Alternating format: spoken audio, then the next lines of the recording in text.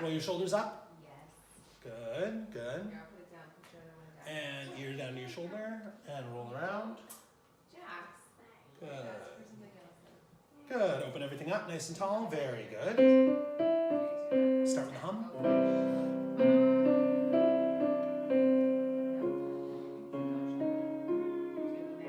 Good. Relax it.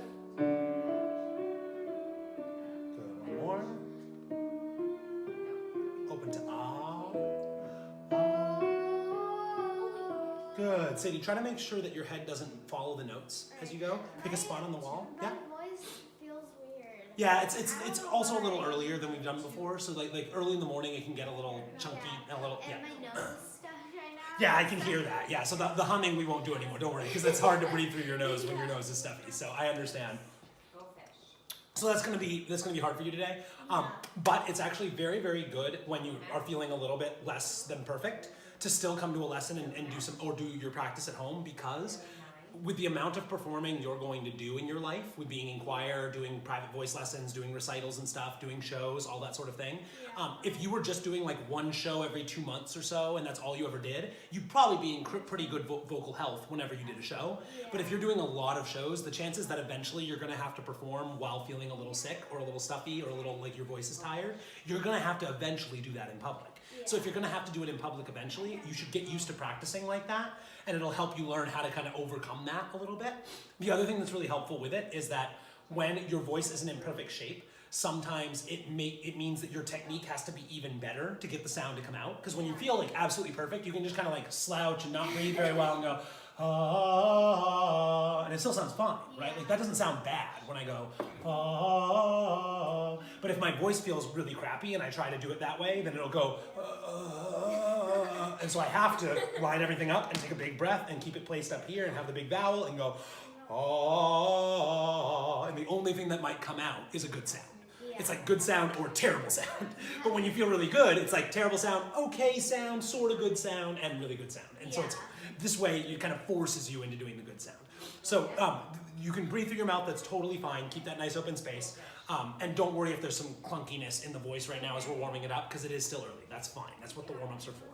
So let's take it right here. Ah.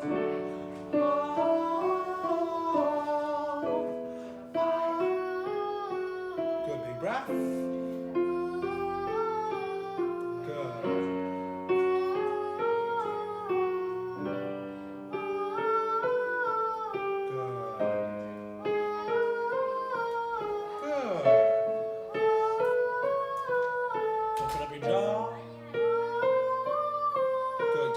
Pushing through it. Good.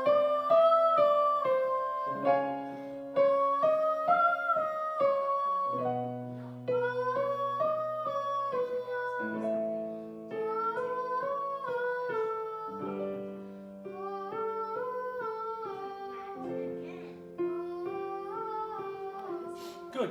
Sadie, can you practice taking more time to breathe in between? What I'm hearing right now is ah, ah. And you see how much time you have in between there? If you could take a slower, more relaxed breath in between, it'll let you fill the lungs a little bit better. And then when you have that time in a song, take a big full breath. And when you have to go really, really quick, you have to take those quick breaths. But here, we don't need to take a super quick breath. There are other warm-ups we do where it is a super quick breath, but this one isn't one of them. So what I want to hear is ah, ah. Take all that time. So you don't need to stuff your lungs really quick. Just take it nice and slow. Ah. 1, 2, 3. Ah. And breathe. Ah. Breathe nice and slow.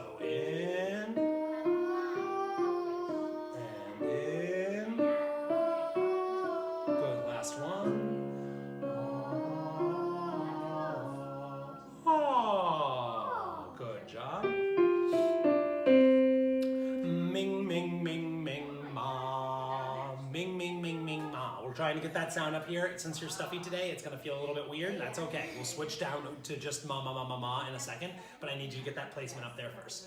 Ming ming ming ming ma. Ming ming ming ming ma.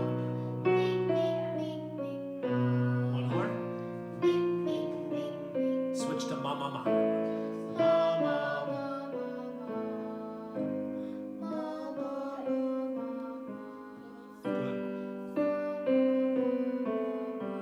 go, ah. Oh.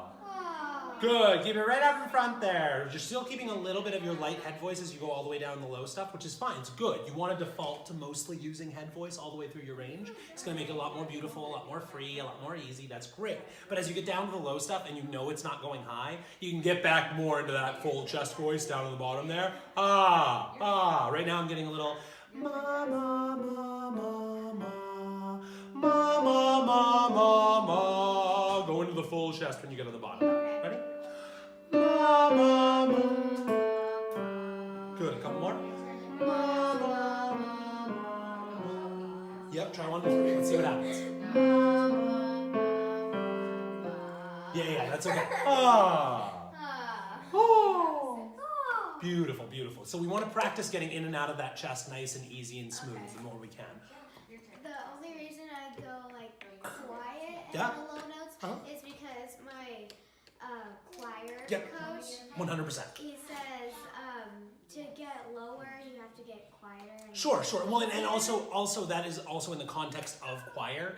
Chest voice sticks out a little bit more and doesn't blend as well in choirs as the head voice does. So most choir teachers are going to push you for a lot more of that lighter, throatier head voicey sound, which is great because it is the most healthy sound, and it's a lot easier to hurt yourself while you're singing in that pushy, belty chest voice than it is when you're in the floaty head voice. And because a choir teacher has to teach 30, 40, 50, whatever people at once, they have to teach to the average of the room. But for you individually, when we're one-on-one and when you're doing musical theater and solo stuff, you can use that sound more. What I say here doesn't always apply directly to choir. So there's going to be some things that conflict there, and the things your choir teacher says are right when you're in a choir, and the things I say are right when you're in a musical theater performance and singing a solo, but you can't take everything and crisscross it, because there's some of those things are different. It's like if you were doing a sprint versus doing a marathon.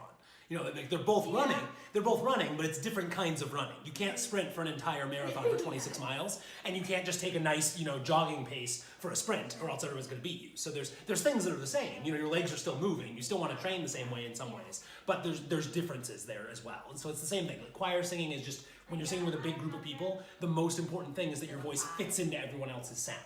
But when you're singing as a soloist, the most important thing is that your voice sounds the most like you and that it's more expressive. So you're trying to sound more like Sadie when you're singing a solo, and you're trying to sound a little bit less like Sadie and a little bit more like an average alto soprano, as opposed to sounding like your individual voice, Yeah, it's like a lot of the best singers in the world. Like if you look at like Idina Menzel, star of Wicked, or you've never seen Wicked. So you look at like the stars of any of these major shows, or like the girls who played Annie in the past, or if you look at like Beyonce or any of the major pop stars, right? They would not sing very well in a choir. Like their voice would stick out a lot, right? So you're trying to do both of these things at once, and they're just different sports. It's like if you're doing basketball and hockey at the same time, it's hard to be really good at both of those because there's not a lot of crossover in the technique. So a good athlete can jump between sports, but they're going to be better at one than the other. So you just have to keep in mind that some of the choir things don't apply when you're doing solo stuff. A lot of them do. And some of the solo stuff doesn't apply when you're doing choir. But a lot of it does. As long as your voice gets better, you'll get better. But you need to be able to switch your brain out of choir mode and solo mode because they're just different things. Okay? Good. Float up to those high notes.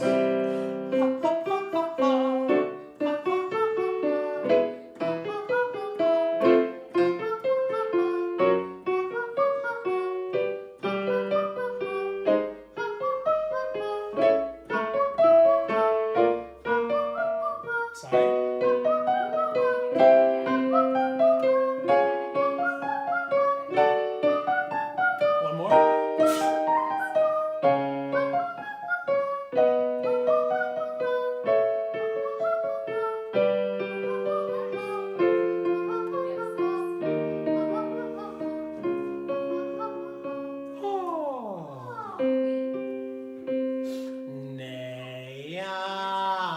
We're going to stay in our chest voice here. I'm just going to see how high we can bring it. If it starts to get crackly or breaky or starts to feel like it's tight a little bit at all, just stop. That's fine. Because I'm not going to take you too high. We're just going to see how high we can bring up your chest voice, okay? So I'm not trying to hurt anything. I'm not trying to push you. We're just going to see if we can bring it up a little bit. You can slide. That's fine. You can keep it very bright in the front. Just don't let yourself float back into that floaty stuff. We're trying to practice the chest voice. Right? Good.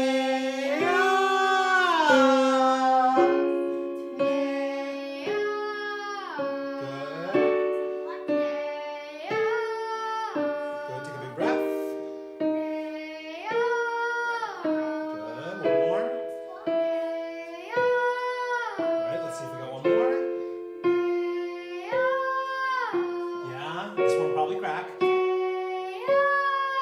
Good, yeah, so you're already naturally mixing in a little bit of head voice as you get to the top there. You have a good voice and you have good technique. Have you talked about what mixed voice is with any of your teachers before? Have you heard that word? So all that means, it makes a lot of, it's very logical. When I say mixed voice, you're just mixing some head voice and some chest voice. So if I do all head voice, oh.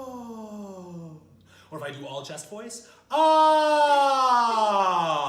Or if I do all head and then switch to all chest,